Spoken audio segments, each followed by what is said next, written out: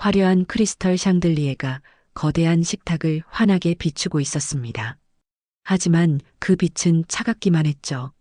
정윤이는 긴 식탁 한쪽 끝에 혼자 앉아 저녁을 드시고 있었습니다. 반대편 끝자리는 텅 비어 있었어요. 최경석 회장의 자리였습니다. 따뜻하게 데워드릴까요? 메이드가 조심스럽게 물었지만 윤희는 고개만 살짝 저었습니다. 이미 식어버린 음식을 기계적으로 입에 넣으며 창밖을 바라봤어요. 저택 정원의 장미들이 붉게 피어 있었지만 그녀에게는 그저 붉은 점들로만 보였습니다. 부인님, 회장님께서 오늘도 늦으신다고 하십니다. 또 다른 메이드가 전해준 말에 윤희는 작은 한숨을 내쉬었어요. 이미 예상했던 일이었습니다. 최경석 회장은 언제나 바빴고 집에 있을 때조차 윤희와는 별개의 공간에서 시간을 보내곤 했죠. 윤희는 포크를 내려놓고 메이드들을 바라봤습니다. 그들의 눈빛에서 동정과 조심스러움이 뒤섞인 감정을 읽을 수 있었어요. 모두가 알고 있었습니다. 이 결혼이 사랑에서 비롯된 게 아니라는 걸 말이에요. 안녕하세요. 인생의 향기입니다. 이야기를 시작하기 전에 구독과 좋아요, 알림 설정 부탁드립니다. 그럼 이어서 사연 들려드리겠습니다. 정리해주세요. 윤희가 자리에서 일어나자 메이드들이 재빠르게 움직였습니다. 그녀는 2층으로 올라가며 복도에 걸린 가족 사진들을 바라봤어요. 최경석 회장의 첫 번째 부인과의 사진, 그리고 한세나와 함께 찍은 사진들이 줄지어 걸려 있었습니다. 하지만 윤희와 함께 찍은 사진은 단 한 장뿐이었어요. 그마저도 결혼식 날 의무적으로 찍은 사진이었습니다. 침실에 들어선 윤희는 거대한 침대에 앉아 무릎을 끌어안았어요. 이곳은 호화로운 감옥이었습니다. 금으로 도금된 쇠장 같은 곳이었죠. 그녀는 창밖을 바라보며 중얼거렸습니다. 여긴 감옥이야. 목소리는 작았지만 그 안에 담긴 절망은 깊었어요. 5년 전 간호사로 일하던 그녀가 이 저택의 주인이 될 거라고는 상상도 못했습니다. 최경석 회장이 심장 수술을 받던 그날, 그가 의식을 잃은 상태에서 윤희의 손을 잡고 프로포즈를 했을 때도 말이에요. 행복할 줄 알았는데 윤희는 손목의 다이아몬드 팔찌를 만지작거렸습니다. 찬란하게 빛나는 보석이었지만 그녀에게는 족쇄처럼 느껴졌어요. 모든 것이 아름답고 값비싸지만 진짜 자신의 것은 아무것도 없었습니다. 밤이 깊어갈수록 저택은 더욱 적막했습니다. 윤희는 베개에 얼굴을 묻고 작게 흐느꼈어요. 아무도 듣지 못할 만큼 조용히 하지만 진심을 담아서 말이죠. 새벽 5시 윤희를 깨운 건 급한 전화벨 소리였습니다. 침실 옆 테이블 위에 집 전화가 요란하게 울리고 있었어요.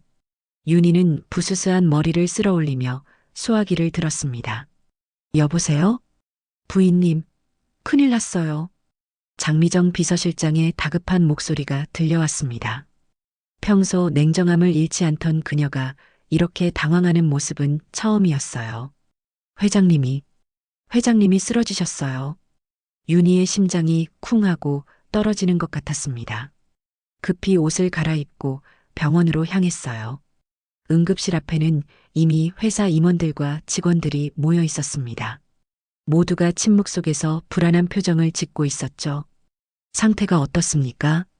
윤희가 의사에게 물었지만 돌아온 대답은 심각했습니다. 급성 심근경색으로 의식을 잃었고 언제 깨어날지 알 수 없다는 것이었어요. 중환자실 유리창 너머로 보이는 최경석 회장은 각종 의료기기에 둘러싸여 있었습니다. 부인님, 장미정 비서실장이 윤희의 곁으로 다가왔어요. 그녀의 표정은 평소보다 더욱 경직되어 있었습니다.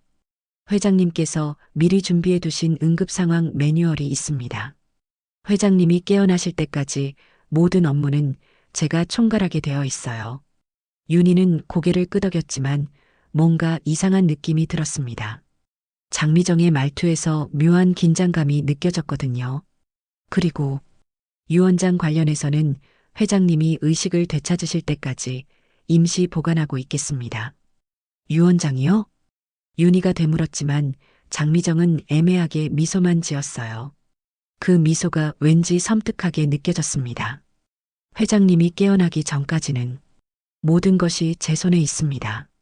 장미정의 목소리에는 묘한 확신이 담겨 있었어요. 마치 이 상황을 기다려왔다는 듯한 뉘앙스였습니다.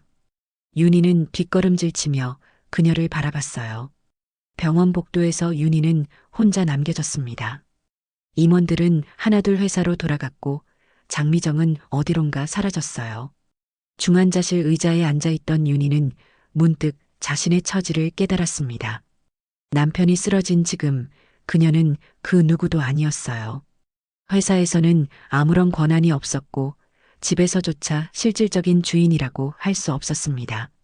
모든 것이 최경석 회장의 이름으로 되어 있었고 그가 의식을 잃은 지금 윤희는 허공에 떠 있는 존재가 되어버렸어요. 이제 어떻게 해야 하지?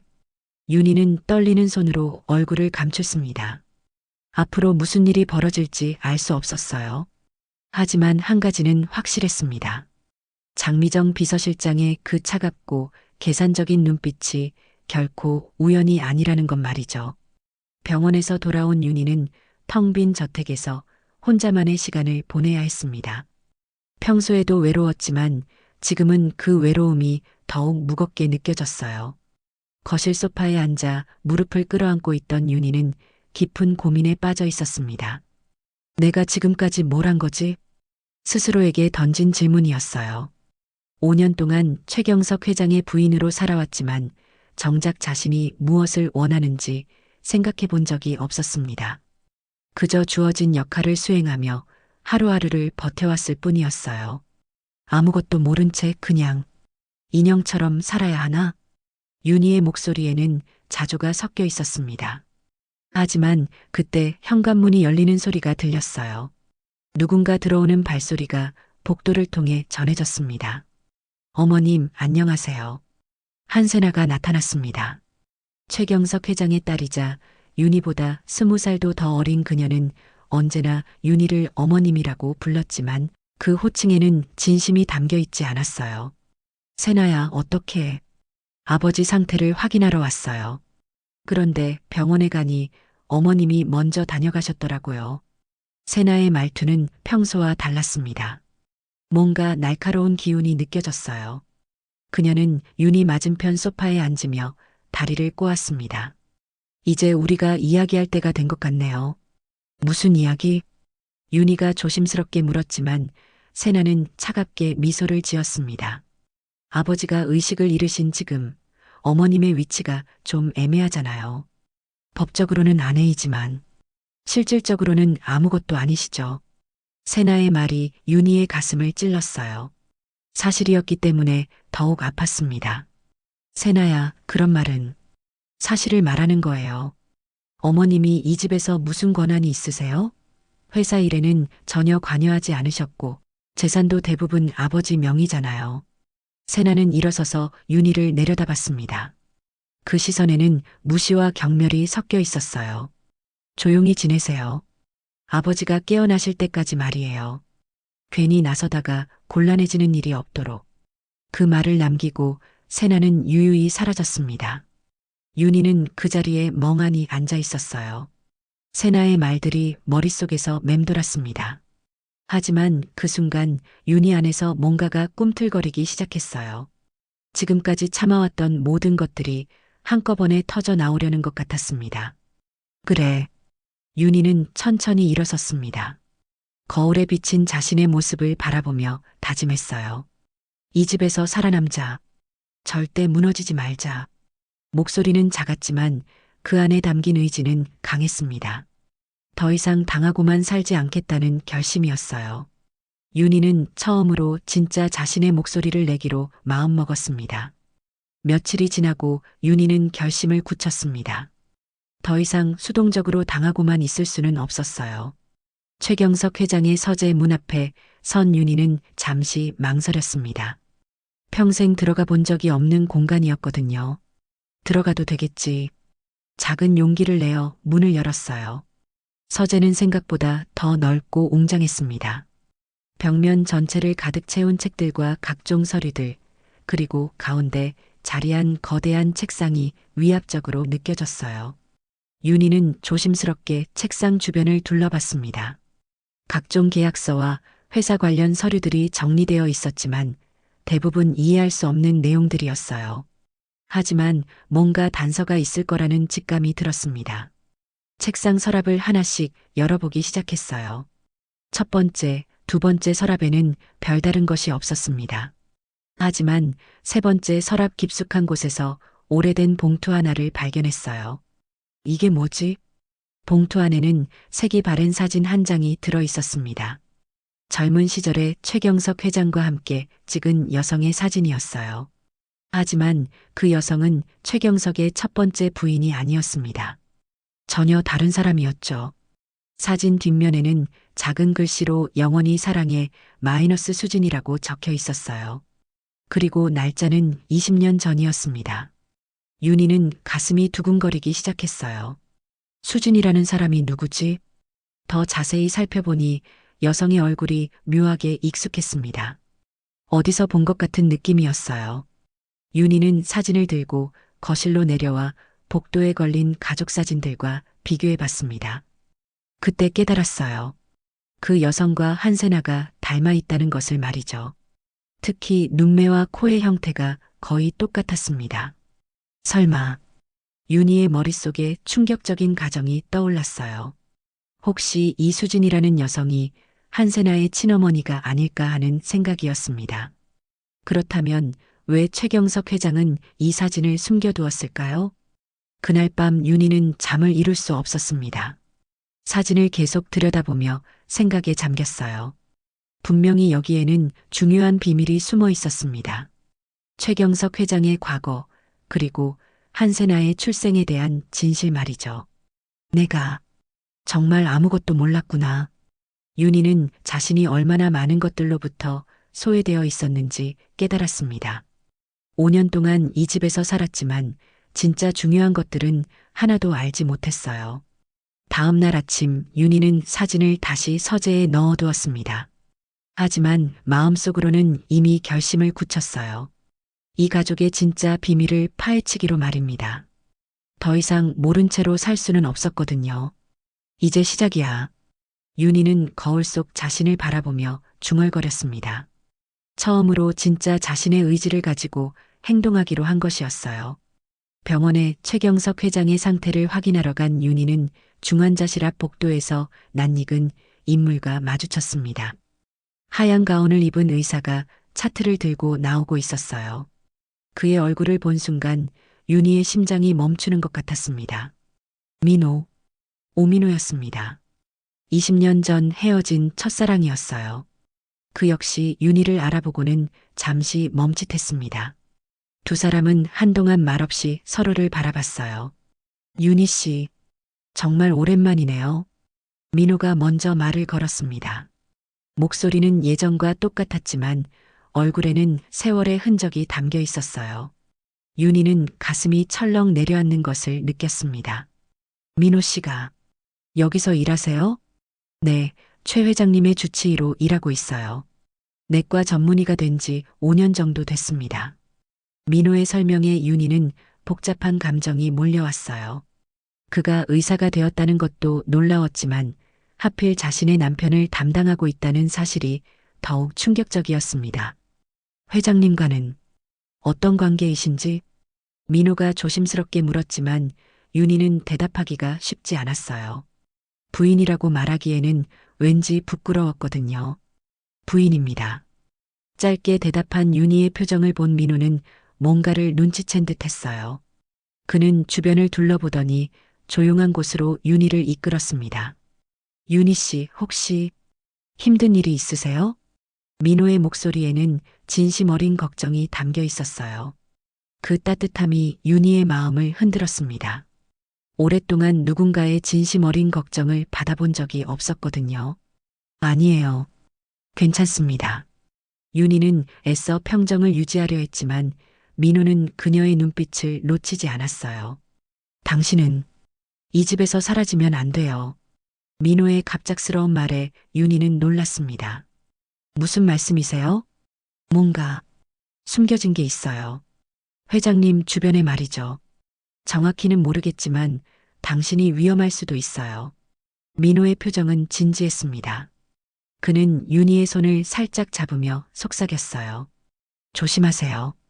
특히 장미정 비서실장과 한세나 씨를. 윤희는 가슴이 두근거렸습니다. 민호가 왜 이런 말을 하는지는 모르겠지만 그의 걱정이 진심이라는 건 느낄 수 있었어요. 민호 씨는 왜 이런 말을 하세요? 회장님이 의식을 잃기 전에 중얼거리신 말들이 있어요.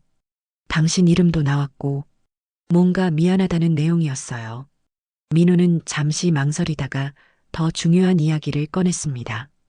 그리고 재단 이야기도 하셨어요. 당신 이름으로 된 재단 말이에요. 재단이요? 윤희는 처음 듣는 이야기였어요.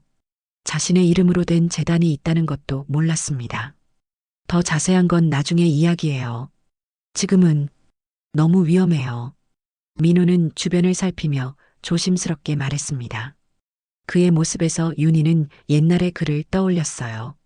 언제나 자신을 지켜주려 했던 따뜻한 사람이었습니다. 윤희는 민호와의 만남 이후 더욱 적극적으로 움직이기 시작했습니다.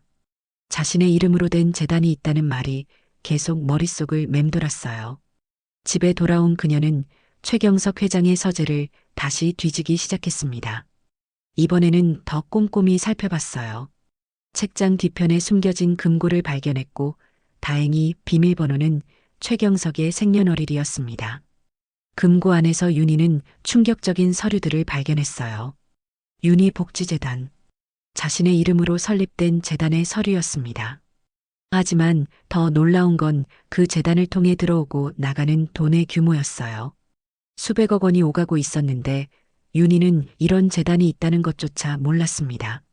서류를 자세히 살펴보니 재단의 실질적인 운영은 장미정 비서실장이 하고 있었어요. 그리고 최근 들어 한세나도 재단 업무에 관여하고 있다는 것을 알 수 있었습니다. 이게 뭐지? 또 다른 서류에는 해외 계좌 번호들이 적혀 있었어요. 그리고 그 옆에는 비자금 처리라는 메모가 붙어 있었습니다.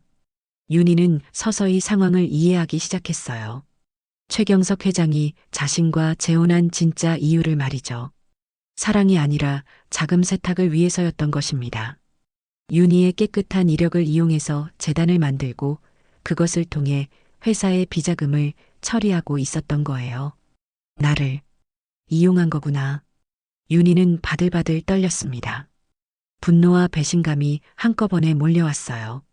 5년 동안 자신이 얼마나 철저히 이용당했는지 깨달았습니다. 하지만 더 충격적인 건 한세나의 역할이었어요. 서류를 보니 그녀가 최근 재단 돈을 개인적으로 빼돌리고 있다는 증거가 나왔습니다. 아버지 몰래 상당한 금액을 자신의 계좌로 이체하고 있었어요. 세나까지. 윤희는 모든 퍼즐이 맞춰지는 것을 느꼈습니다. 한세나가 자신을 그렇게 적대시하는 이유, 장미정 비서실장이 유 원장을 숨기는 이유까지 말이에요. 모두가 이 재단과 관련이 있었습니다. 그때 현관문이 열리는 소리가 들렸어요. 윤희는 재빨리 서류들을 정리하고 금고를 닫았습니다. 누군가가 계단을 올라오는 발소리가 들렸어요. 어머님 계세요? 한세나의 목소리였습니다. 윤희는 서재에서 나와 복도에서 그녀와 마주쳤어요. 무슨 일이야? 아버지 상태를 확인하러 병원에 갔다 왔어요. 그런데 어머님도 오늘 병원에 다녀오셨더라고요. 세나의 눈빛이 날카로웠습니다. 뭔가 의심하고 있다는 느낌이었어요. 응, 남편 상태가 궁금해서. 윤희는 태연하게 대답했지만 속으로는 긴장하고 있었어요. 세나가 자신이 민호와 만난 것을 알고 있는지 확실하지 않았거든요. 앞으로는 병원 일정을 미리 알려주세요. 겹치면 곤란하거든요. 세나의 말에는 경고의 뉘앙스가 담겨 있었습니다. 윤희는 고개를 끄덕였지만 마음속으로는 다른 생각을 하고 있었어요. 이제 알았어. 내가 무엇을 숨기고 있는지. 윤희는 더 이상 당하고만 있지 않기로 마음먹었습니다. 이제는 반격할 때였어요. 사흘 뒤 윤희가 병원 복도를 걷고 있을 때 중환자실에서 소란이 일어났습니다.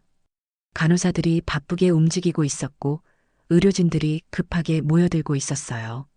윤희는 가슴이 철렁 내려앉았습니다. 회장님이 깨어나셨어요. 간호사가 전해준 소식에 윤희는 안도의 한숨을 내쉬었어요. 하지만 동시에 복잡한 감정이 몰려왔습니다. 이제 모든 것이 바뀔 거라는 예감이 들었거든요. 중환자실 앞에는 이미 장미정 비서실장과 한세나가 와 있었습니다. 두 사람 모두 긴장한 표정이었어요. 특히 세나는 평소보다 창백해 보였습니다. 의사 선생님, 회장님 상태는 어떠세요? 장미정이 오민호에게 물었지만 민호는 윤희를 바라보며 대답했어요. 의식은 되찾으셨지만 아직 완전히 회복된 상태는 아닙니다. 면회는 가족부터 순차적으로. 제가 먼저 들어가겠습니다. 세나가 앞장서려 했지만 민호가 손을 들어 막았어요. 부인께서 먼저 들어가시는 게 좋겠습니다. 민호의 말에 세나와 장미정의 표정이 일그러졌어요. 하지만 의사의 판단이라 어쩔 수 없었습니다. 윤희는 떨리는 마음으로 중환자실에 들어갔어요. 최경석 회장은 침대에 반쯤 일어나 앉아 있었습니다. 그의 눈빛은 예전처럼 날카로웠지만 어딘지 피곤해 보였어요. 왔구나. 최경석의 목소리는 쉰 목소리였지만 여전히 위압적이었습니다. 윤희는 조심스럽게 침대 옆에 앉았어요. 상태가 어떠세요? 죽지는 않았으니 다행이지. 최경석은 윤희를 찬찬히 바라봤습니다. 그 시선이 평소와 달라 보였어요. 뭔가 결심한 듯한 눈빛이었습니다. 윤희야. 네. 너는 이 집에서 행복했나? 갑작스러운 질문에 윤희는 당황했어요. 최경석이 이런 개인적인 질문을 한 적은 처음이었거든요. 왜 갑자기? 대답해. 최경석의 목소리에는 강압적인 면이 있었지만 동시에 묘한 아쉬움도 섞여 있었어요. 행복했다고 할 수는 없었어요. 윤희는 솔직하게 대답했습니다. 이미 모든 것을 알아버린 이상 거짓말할 필요도 없었어요. 최경석은 한동안 침묵했습니다. 그리고 나서 입을 열었어요. 넌 아무것도 가질 수 없어. 네. 단지 내 옆에 있는 여자였을 뿐이야. 그 이상도 이하도 아니었어. 최경석의 말이 윤희의 가슴을 찔렀습니다. 하지만 놀랍게도 상처받기보다는 오히려 마음이 편해졌어요. 이제야 모든 것이 명확해졌거든요. 재단도 나를 이용하려고 만든 거였죠? 윤희의 질문에 최경석은 씁쓸하게 웃었어요. 똑똑하네. 언제 알았나? 얼마 전에요. 윤희는 눈을 감고 깊은 숨을 들이마셨습니다. 그리고 다시 눈을 뜨며 최경석을 똑바로 바라봤어요. 그럼 이제 당신의 모든 걸 가져갈게요. 윤희의 목소리는 차갑고 단호했습니다. 최경석은 그녀의 변화한 모습을 보며 놀란 표정을 지었어요. 뭐라고? 더 이상 당하고만 살지 않겠어요. 이제는 제 차례예요. 그로부터 한 달 후 윤희는 오민호 그리고 새로 고용한 법무팀과 함께 치밀한 계획을 실행에 옮겼습니다. 윤희 복지재단의 합법적 소유자로서 그녀는 모든 거래 내역을 투명하게 공개했어요. 그 과정에서 한세나가 빼돌린 자금의 증거들이 하나씩 드러났습니다. 이 계좌 이체 내역들을 보세요. 법무팀장이 윤희에게 서류를 보여주었어요. 한세나가 지난 2년 동안 재단 자금을 개인 용도로 사용한 명확한 증거들이었습니다. 이 정도면 배임과 횡령 혐의로 기소할 수 있겠네요. 윤희는 고개를 끄덕였습니다.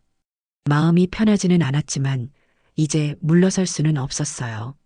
같은 시각 검찰청에서는 한세나에 대한 조사가 시작되었습니다. 재단 자금 유용 혐의로 소환된 그녀는 창백한 얼굴로 조사실에 앉아 있었어요. 한세나 씨, 이 계좌로 이체된 30억 원에 대해 설명해 주시겠습니까? 검사의 질문에 세나는 말문이 막혔습니다. 변명할 여지가 없었거든요.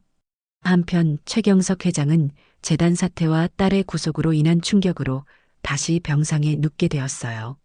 심장이 약해진 상태에서 받은 스트레스가 치명적이었습니다. 의사들은 이번에는 회복이 어려울 수도 있다고 했어요.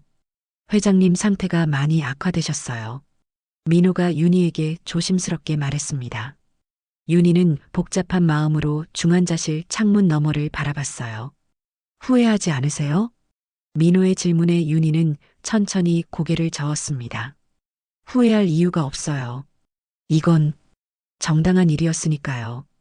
법원의 판결이 나오기까지는 시간이 걸렸지만 결과는 명확했습니다.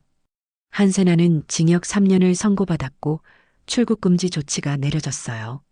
그리고 윤희는 재단의 합법적인 이사장 자리를 공식적으로 인정받았습니다. 장미정 비서실장 역시 공범 혐의로 구속되었어요. 그녀가 그토록 숨기려 했던 유 원장의 원본도 결국 법정에 제출되었습니다. 놀랍게도 유 원장에는 윤희에게 상당한 재산을 남긴다는 내용이 있었어요. 이제 정말 끝났네요. 민호와 함께 법원을 나서며 윤희가 중얼거렸어요. 하늘은 맑았고 바람이 시원했습니다. 앞으로 어떻게 하실 거예요? 조용히 살 거예요. 진짜로.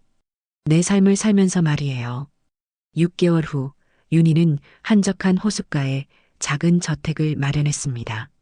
화려하지는 않았지만 아늑하고 평화로운 곳이었어요. 넓은 창가에 놓인 의자에 앉아 책을 읽는 것이 그녀의 새로운 일상이 되었습니다. 정원에는 그녀가 직접 심은 장미들이 피어 있었어요. 예전 저택의 장미들과는 달리 이 꽃들은 진짜 자신의 것이었습니다. 윤희 씨, 민호가 차 한 잔을 가져다 주며 옆에 앉았어요. 그들은 서로의 상처를 보듬어주며 천천히 새로운 관계를 만들어가고 있었습니다. 고통은 끝났어요. 윤희가 호수를 바라보며 조용히 말했어요. 그녀의 눈빛은 처음으로 평안해 보였습니다. 이젠 나를 위해 살아볼게요. 석양이 호수 위에 황금빛 물결을 만들어내고 있었어요. 윤희는 그 아름다운 풍경을 바라보며 진정한 자유의 의미를 깨달았습니다. 더 이상 누군가의 인형이 아닌 진짜 자신으로 살 수 있게 된 것이었어요. 윤희는 호숫가 저택에서의 새로운 삶에 적응해 가고 있었습니다. 매일 아침 일찍 일어나 정원을 돌보고 오후에는 독서를 하며 시간을 보냈어요. 하지만 마음 한편으로는 여전히 불안감이 남아 있었습니다. 정말 모든 게 끝난 걸까? 윤희는 가끔씩 이런 생각에 잠기곤 했어요. 너무나 오랫동안 긴장 상태로 살아왔기 때문에 평온한 일상이 오히려 낯설게 느껴졌습니다. 어느 날 오후 윤희가 정원에서 장미를 돌보고 있을 때 낯선 방문객이 찾아왔어요. 중년의 여성이었는데 어딘지 익숙한 얼굴이었습니다. 혹시 정윤희 씨이신가요? 네, 그런데 누구세요? 저는 김수진입니다. 최경석과 오래된 인연이 있는 사람이에요. 윤희는 깜짝 놀랐어요. 수진, 바로 서재에서 발견했던 사진 속 그 여성이었습니다. 세월이 흘러 나이가 들었지만 여전히 아름다운 모습이었어요. 들어오세요. 윤희는 수진을 거실로 안내했습니다. 두 여성은 서로를 조심스럽게 바라보며 자리에 앉았어요. 어떻게 저를 찾으셨어요? 신문에서 재판 소식을 봤어요. 그리고 당신이 진실을 밝혀냈다는 것도 알게 되었죠. 수진의 목소리에는 묘한 감정이 섞여 있었습니다. 감사함과 미안함이 동시에 느껴졌어요. 사실 저는 세나의 친어머니예요. 윤희는 이미 예상했던 말이었지만 직접 듣게 되니 충격이 컸습니다. 그럼 왜 지금까지? 경석이 저를 버렸어요. 세나를 임신했을 때 말이죠. 그는 이미 정략 결혼을 앞두고 있었고 저는 그저 잠깐의 실수였다고 했어요. 수진의 눈에 눈물이 맺혔습니다. 20년 넘게 숨겨왔던 이야기였어요. 세나를 혼자 키우기가 힘들어서 결국 경석에게 맡겼어요. 하지만 조건이 있었죠. 제 존재를 완전히 지우는 것이었어요. 윤희는 수진의 손을 잡아주었습니다. 두 여성 모두 최경석에게 상처받은 사람들이었어요. 세나는 어머니를 찾고 있었을까요? 모르겠어요. 아마 저를 원망하고 있을 거예요. 버리고 간 엄마라고 생각하겠죠. 수지는 고개를 떨구며 말했습니다. 하지만 이제는 진실을 말해야겠어요. 세나에게도 세상에도 말이에요. 며칠 후 수지는 기자회견을 열었습니다. 그녀는 용기를 내어 자신과 최경석, 그리고 한세나의 진짜 관계를 공개했어요. 언론은 이 새로운 사실에 큰 관심을 보였습니다. 최경석 회장이 숨겨온 또 다른 비밀이 드러났습니다. 뉴스 앵커의 목소리가 윤희의 거실에 울려 퍼졌어요. 윤희는 민호와 함께 뉴스를 보며 복잡한 심경이었습니다. 이제 정말로 모든 진실이 밝혀진 거네요. 민호가 말했지만 윤희는 여전히 마음이 무거웠어요. 한세나가 어떤 기분일지 생각하니 안타까웠거든요. 교도소에서 수진의 기자회견을 본 한세나는 충격에 빠져 있었습니다. 자신이 그토록 원망했던 아버지가 실제로는 자신을 버린 사람이었고 어머니는 어쩔 수 없이 떠날 수밖에 없었다는 사실을 알게 된 것이었어요. 면회 신청이 들어왔습니다. 교도관이 전해준 소식에 세나는 놀랐어요. 수진이 자신을 보러 온다는 것이었습니다. 면회실에서 모녀는 20년 만에 다시 만났어요. 수진은 눈물을 흘리며 딸을 바라봤고 세나는 복잡한 감정으로 어머니를 응시했습니다. 미안해. 정말 미안해. 수진의 사과에 세나는 한동안 말이 없었어요. 그동안 품어왔던 분노와 원망이 한순간에 무너지는 것 같았습니다. 왜 이제야 나타나세요? 용기가 없었어. 내가 날 용서할 수 있을지. 두 사람은 오랜 시간 이야기를 나누었어요. 그동안 쌓였던 오해들이 하나씩 풀려나갔습니다. 한편 최경석 회장의 상태는 계속 악화되고 있었습니다. 의식은 있었지만 거의 말을 하지 않았고 하루 종일 창밖만 바라보고 있었어요. 회장님, 면회객이 오셨습니다. 간호사가 말했지만 최경석은 반응이 없었어요.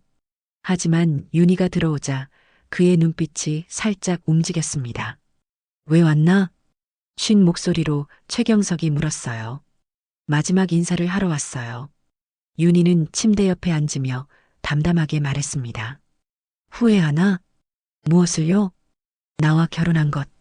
최경석의 질문에 윤희는 잠시 생각했어요. 후회하지 않아요. 그 경험이 있었기에 지금의 제가 있으니까요. 너는 강한 여자였구나. 최경석이 작게 웃었어요. 그의 얼굴에는 묘한 평온함이 깃들어 있었습니다. 이제 진짜 자유롭게 살아라. 그것이 최경석이 윤희에게 한 마지막 말이었어요. 일주일 후 최경석 회장은 조용히 숨을 거두었습니다. 장례식에는 많은 사람들이 참석했지만 진정으로 그를 애도하는 사람은 많지 않았어요. 윤희도 장례식에 참석했지만 슬프기보다는 복잡한 마음이었습니다.